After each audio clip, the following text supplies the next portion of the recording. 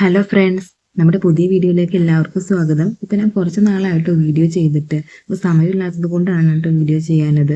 അപ്പോൾ രാവിലത്തെ പരിപാടിയൊക്കെ കഴിഞ്ഞിട്ട് അതായത് നമ്മൾ ഉച്ചയ്ക്ക് വേണ്ടിയിട്ടുള്ള കറിയുടെ പ്രിപ്പറേഷനാണ്. അപ്പോൾ അത് കക്കയൊക്കെ വാങ്ങിച്ചിട്ട് അതെല്ലാം ശരിയാക്കിയിട്ട് വേണം കേട്ടോ പഠിക്കാനിരിക്കാനായിട്ട്.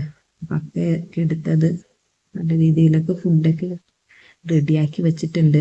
എന്നിട്ട് വേണം ഇനിയിപ്പോൾ ടൈം സെറ്റ് ചെയ്യുന്നുണ്ട് കേട്ടോ. ഒരു 11 to 1 മണി വരെ പഠിക്കാൻ വേണ്ടിയിട്ടാണ് പ്രിപ്പയർ ചെയ്യുന്നത്. അപ്പോൾ തിരുവിതാംകൂർ ഭരണാധികാരികൾ, ഇംഗ്ലീഷ് PYQ, യൂറോപ്യന്മാരുടെ ആഗമനം എന്നീ 3 ടോപ്പിക്സ് ആണ് കേട്ടോ ഞാൻ 2 മണിക്കൂർ കൊണ്ട് പഠിക്കാൻ ഉദ്ദേശിക്കുന്നത്.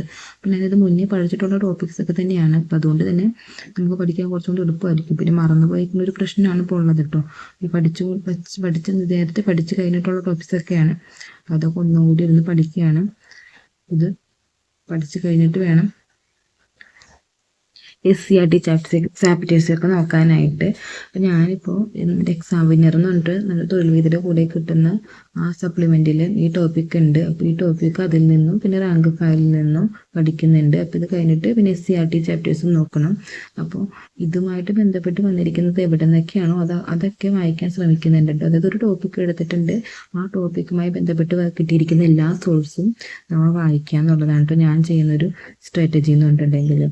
അപ്പോൾ അങ്ങനെ കംപ്ലീറ്റ് ചെയ്യാനാണ് ഉദ്ദേശിക്കുന്നത്. അപ്പോൾ പുതിയതായിട്ട് എവിടെയെങ്കിലും ഏതെങ്കിലും ടോപ്പിക്സുകളൊക്കെ ഉണ്ടെങ്കിൽ അത് നമുക്ക് മനസ്സിലാക്കാൻ പറ്റുമല്ലോ. അങ്ങനെ ചെയ്യാൻ വേണ്ടിയിട്ടാണ് ഉദ്ദേശിക്കുന്നത്. അപ്പോൾ റാങ്ക് ഫയൽ ഇന്നത്തെ ആ ടോപ്പിക്സുകളുള്ള ഭാഗങ്ങൾ അത്രയും കംപ്ലീറ്റ് ചെയ്യണം. അപ്പം എക്സാമിനറും മറ്റ് സോഴ്സുകളൊക്കെ നോക്കണം. SCERT ഞാനിപ്പോൾ നോക്കിയിട്ടില്ല. ഇത് കഴിഞ്ഞിട്ട് വേണം ഇതിൻ്റെ ചാപ്റ്റേഴ്സൊക്കെ വന്നിട്ടുള്ള SCERT ഒക്കെ നോക്കാൻ വേണ്ടിയിട്ട്. ഇത് എക്സാമിന് അത്ര ഇമ്പോർട്ടൻ്റ് ആണോ എന്ന് വെച്ചിട്ടുണ്ടെങ്കിൽ ചില സമയത്തൊക്കെ ഇത് ചോദിച്ച് കണ്ടിട്ടുണ്ട്. അപ്പോൾ അതുകൊണ്ട് നമുക്ക് ഇത് വിട്ടുകളയാൻ പറ്റില്ല. കാരണം ചില ടൈമിലൊക്കെ ഇത് ചോദിച്ചിട്ടുണ്ട്. അപ്പോൾ അതുകൊണ്ട് തന്നെയാണ് ഇങ്ങനെ എടുത്തിരിക്കുന്നത് ഇത് പഠിക്കാൻ വേണ്ടിയിട്ട്. കൂടുതലും നമ്മൾ എക്സാമിന് വന്നിരിക്കുന്നത് ഏതാണോ അത് നോക്കി എടുക്കുന്നതാണ് നല്ലത്. ഇപ്പം നമ്മൾ ക്വസ്റ്റ്യൻ പേപ്പർ വെച്ച് അങ്ങനെ ചെയ്യണമെങ്കിൽ അത് വളരെ ഉപകാരമായിരിക്കും കേട്ടോ. പിന്നെ ഞാൻ ഇംഗ്ലീഷ് പഠിക്കാൻ വേണ്ടിയിട്ട് ഇംഗ്ലീഷിൻ്റെ PYQs ഉണ്ടല്ലോ, അതിനൊരു നോട്ട്ബുക്കിൽ എഴുതി വെക്കാൻ കേട്ടോ. അതായത് ഞാനിപ്പോൾ 2025 പ്രിലിംസിൻ്റെ ക്വസ്റ്റ്യൻ പേപ്പറാണ് കേട്ടോ ഈ നോട്ട്ബുക്കിൽ ഇങ്ങനെ എഴുതി വെച്ചിരിക്കുന്നത്. അതിൻ്റെ ആൻസറും അതേപോലെ തന്നെ ഞാനിപ്പോൾ ഒരു യൂട്യൂബിലൊരു ഇംഗ്ലീഷ് ക്ലാസ് കണ്ടിട്ടാണ് ഇത് ആൻസർ ചെയ്തിരിക്കുന്നത്. അപ്പോൾ അല്ലാതെ ഞാൻ PYQൻ്റെ നമ്മുടെ എക്സാമിലുള്ള മറ്റേ ആൻസർ മാർക്കൊരു PDF ഉണ്ടല്ലോ, അത് നോക്കിയിട്ടല്ല, ഒരു ക്ലാസ് കണ്ടിട്ടാണ് ഇങ്ങനെ പ്രിപ്പയർ ചെയ്ത് വെച്ചേക്കുന്നത്. അപ്പോൾ അതായത് അവർ പറയുമ്പോൾ അതിനകത്ത് കുറേ വ്യത്യാസങ്ങളൊക്കെ ഉണ്ടാവുമല്ലോ. ഇത് ഇങ്ങനെ ചെയ്തിട്ടുണ്ടെങ്കിൽ അങ്ങനെ ആയിരിക്കും എന്നൊക്കെ അവർ പറയുന്ന കുറേ കാര്യങ്ങളുണ്ടല്ലോ. അപ്പോൾ അതൊക്കെ നോട്ട് ചെയ്ത് വെക്കുമ്പോൾ നമുക്ക് ഇതേ സെയിം മോഡൽ ക്വസ്റ്റ്യൻ വരുമ്പോൾ അത് വളരെ യൂസ്ഫുൾ ആയിട്ട് മാറും. അപ്പോൾ ആ ഒരു മെത്തേഡിലാണ് ഇംഗ്ലീഷ് പഠിക്കാൻ ഉദ്ദേശിക്കുന്നത്. അപ്പോൾ അതുപോലെ തന്നെ 2021 വരെയുള്ള എല്ലാ ക്വസ്റ്റ്യൻ പേപ്പറും ഇങ്ങനെ എഴുതി വെച്ചിട്ട് പ്രിപ്പയർ ചെയ്യണമെന്നാണ് എൻ്റെ ആഗ്രഹം. അപ്പോൾ നമുക്ക് വേറൊരു PYQസിൻ്റെ സോഴ്സും നേടേണ്ട ആവശ്യമില്ല ഇംഗ്ലീഷിന് വേണ്ടിയിട്ട്. ഇംഗ്ലീഷും മലയാളമൊക്കെ ആ ഒരു രീതിയിലാണ്, പിന്നെ മാത്സും ആ ഒരു രീതിയിൽ എഴുതി വെക്കണമെന്ന് ഉദ്ദേശിക്കുന്നുണ്ട്. എന്നിട്ട് ബാക്കി എല്ലാത്തിൻ്റെയും നോട്ട് തയ്യാറാക്കാന്ന് വെച്ചിട്ടുണ്ടെങ്കിൽ കുറച്ച് ബുദ്ധിമുട്ടുള്ള കാര്യമാണ്. ഹിസ്റ്ററി മറ്റ് സബ്ജക്ട്സൊക്കെ അതൊക്കെ ഞാൻ വായിച്ച് തന്നെയാണ് പഠിക്കാൻ ഉദ്ദേശിക്കുന്നത് കേട്ടോ. 2026 എന്ന് പറഞ്ഞിട്ടുണ്ടെങ്കിൽ നമുക്ക് ഒരുപാട് എക്സാമുകളുടെ ഒരു അവസരമാണ് വരുന്നത്. Company board LGS, company board assistant, അതേപോലെ തന്നെ university assistant, BIFCO LD, BFA അങ്ങനെ ഒരുപാട് എക്സാംസ് വരുന്നുണ്ട്. അപ്പോൾ ഇതിനകത്ത് ഏതെങ്കിലും ഒരു എക്സാം ക്രാക്ക് ചെയ്യണം എന്നുള്ളതാണ് എൻ്റെ വലിയൊരു ആഗ്രഹം എന്ന് പറഞ്ഞിട്ടുണ്ടെങ്കിൽ. ഞാൻ വളരെ വൈകിയാണ് PSCയിലേക്ക് വന്നേക്കുന്നത്. 2024 തുടങ്ങിയിരിക്കുന്നത്. എന്നാലും നമ്മൾ ഒരുപാട് നാൾ PSC എന്ന് പറഞ്ഞിട്ട് ഒരു ലോങ് ജേർണിയായിട്ട് കൊണ്ടുനടക്കുന്നതിനേക്കാളും നമുക്ക് എത്രയും വേഗം ജോലിയിൽ കയറിയിട്ടുണ്ടെങ്കിൽ നമുക്കും ഒരുപാട് ബെനിഫിറ്റുള്ള കാര്യമാണ്. അതേപോലെ തന്നെ നമ്മുടെ ഫാമിലിക്കും ഒരുപാട് ബെനിഫിറ്റുള്ള കാര്യമാണ്. അതുകൊണ്ട് തന്നെ നമ്മൾ എത്രയും വേഗം ഒരു ജോലിയിലേക്ക് കയറാമെന്നുള്ള ആ ഒരു ലെവലിലേക്കാണ് നമ്മുടെ സ്റ്റഡി ഉയർത്തേണ്ടത്. അതായത് നമ്മൾ ഇത് എക്സാം ആണെന്നുള്ള രീതിയിൽ കുറച്ചൊക്കെ പഠിച്ചു, ഇനി അടുത്ത എക്സാം ആയാലും നമുക്ക് കിട്ടും, അല്ലെങ്കിൽ ഇനിയും നമുക്ക് എക്സാമുകളുണ്ട് അങ്ങനെ വിചാരിച്ചിരിക്കാതെ ഈ ഒരു അവസരമാണ് നമുക്ക് ഇനിയുള്ള അവസരം, ഇനി വേറെ അവസരം ഇല്ല എന്നുള്ള രീതിയിൽ തന്നെ പഠിക്കാം. അപ്പം ഞാൻ കിട്ടുന്നുണ്ടെങ്കിൽ ഇപ്പം എനിക്ക് PSC ഏജ് ഓവർ ആവേണ്ട ടൈം ആയിട്ടില്ല.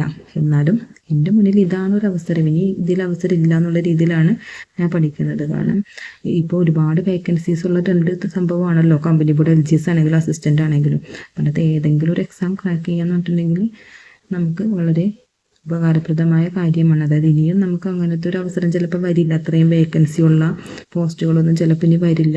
അപ്പോൾ അതുകൊണ്ട് തന്നെ ഇപ്പോൾ കിട്ടുന്ന ഈ ഒരു ഇതിൽ നമ്മത് ക്രാക്ക് ചെയ്യാൻ ശ്രമിക്കുക. ഈ ഒരു എക്സാം തന്നെ നമ്മത് ക്രാക്ക് ചെയ്യാൻ ശ്രമിക്കുക.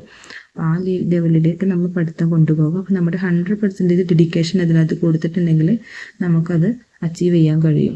നിങ്ങളും ഇതേപോലെ തന്നെ എക്സാമിന് പ്രിപ്പയർ ചെയ്യുന്നവരാണെങ്കിൽ താഴെ കമൻറ്റ് ചെയ്യണേ. ഏതൊക്കെ എക്സാമിനാണ് പ്രിപ്പയർ ചെയ്യണത്, ഏതൊക്കെ സോഴ്സസ് ആണ് നിങ്ങൾ യൂസ് ചെയ്യുന്നത് പഠിക്കാനായിട്ട്, ആ കാര്യങ്ങളൊക്കെ ഒന്ന് കമൻറ്റ് ചെയ്യണേ.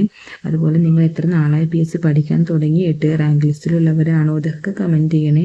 അപ്പോൾ ഞാൻ PSC പഠിക്കാൻ തുടങ്ങിയത് വളരെ ലേറ്റായിട്ടാണെന്ന് പറഞ്ഞല്ലോ, 2024 അതിനകത്ത് ഇപ്പോൾ ഞാനൊരു ലാബ് അസിസ്റ്റൻറ്റിൻ്റെ ലിസ്റ്റിൽ മാത്രം വന്നിട്ടുള്ളൂ. എന്നാലും വളരെ പുറകിലുള്ളൊരു റാങ്ക് ആയിരിക്കും, അതിൻ്റെ മെയിൻ ലിസ്റ്റ് വന്നിട്ടില്ല. അപ്പോൾ അതിൻ്റെ വളരെ പുറകിലൊരു റാങ്ക് ആയിരിക്കുള്ളൂ. അപ്പോൾ എന്തായാലും ഒരു ലിസ്റ്റിൽ വന്നതിലൊരു സന്തോഷമുണ്ട്. അപ്പോൾ ഇനിയും ഇതേപോലെ തന്നെ ഇനി വരുന്ന എക്സാമുകൾക്കും നല്ല രീതിയിൽ പ്രിപ്പയർ ചെയ്ത് മെയിൻ ലിസ്റ്റിൽ അത് നല്ലൊരു ഉയർന്ന റാങ്കിൽ തന്നെ എത്തണം എന്നാണ് ആഗ്രഹം. എന്നാൽ മാത്രമേ നമുക്ക് പെട്ടെന്ന് ജോലി കിട്ടുള്ളൂല്ലോ. അപ്പോൾ അങ്ങനെ ചെയ്യണമെന്നാണ് ആഗ്രഹം. എൻ്റെ വീഡിയോ കണ്ട് ഇഷ്ടപ്പെട്ടവരെല്ലാവരും സബ്സ്ക്രൈബ് ചെയ്യണേ. Thank you.